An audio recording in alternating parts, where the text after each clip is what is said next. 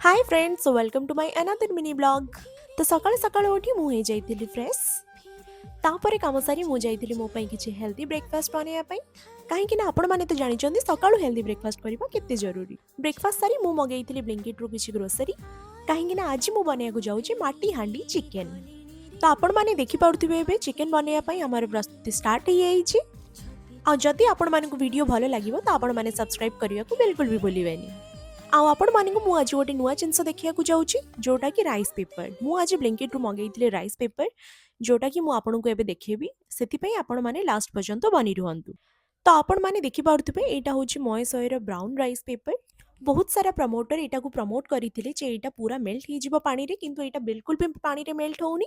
आ एटा पूरा प्लास्टिक बनी की रहउची बस। आ जदि आपण माने एटा को इनटेक करूचंती डायरेक्ट ताले आपण मानको बॉडी रे एटा कैंसर भी करि पारे, काहे कि ना एटा पूरा एकदम प्लास्टिक। तो जदि आपण माने भाबुचंती कि राइस पेपर खाइया पई ताले बिल्कुल भी खांतनी, काहे कि ना एटा राइस पेपर नारे गोटे स्कैम। तो एबे हम चिकन भी बनी के रेडी हे छी। तो आज पई रहिली एतिकी। थैंक यू, जय जगन्नाथ। आरे आ तू फेरी